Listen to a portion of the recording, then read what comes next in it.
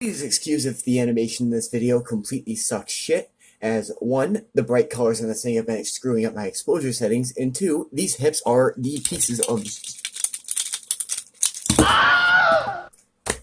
I fucking quit. So this is my review on Combiner Wars Blastoff.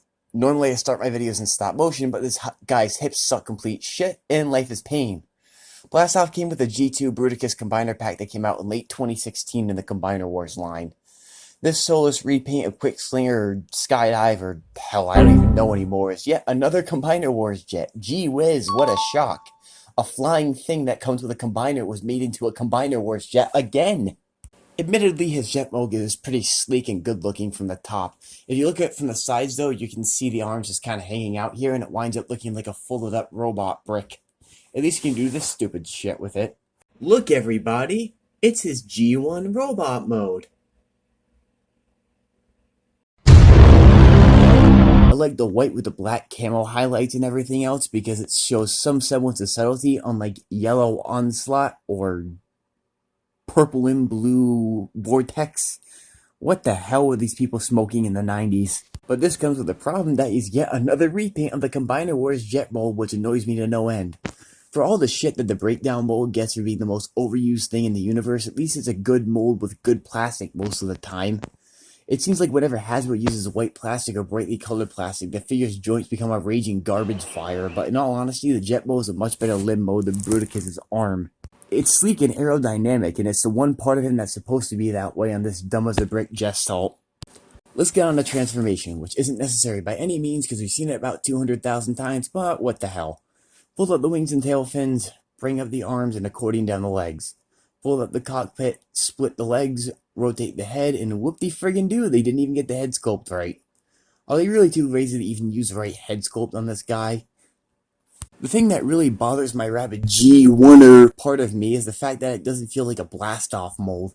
It doesn't feel like it belongs with the set. Go back to the aerial bots, goddammit, you're not a Decepticon. For as much flack as I'm giving this figure, I do somewhat respect and like him, but only as a limb and a new team member that's not related to the original OG Bruticus team. In that respect, he's a decent mold for this figure, being his own thing as a new team member, but Hasbro really flaked out on this thing.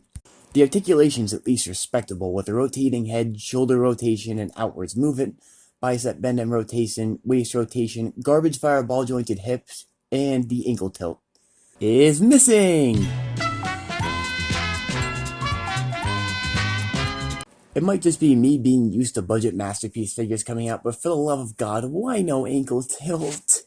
The culmination of these limp hips with no ankle tilt and a very uncooperative waist rotation makes this figure incredibly difficult to pose.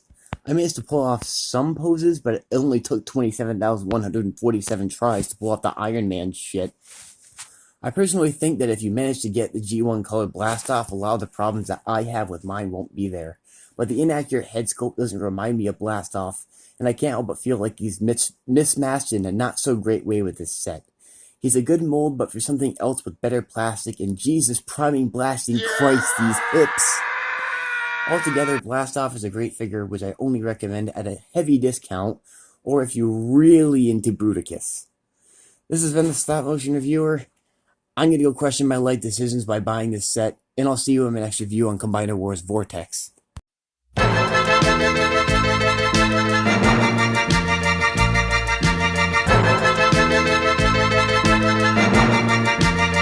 The best part about this guy is he can do an Irish jig.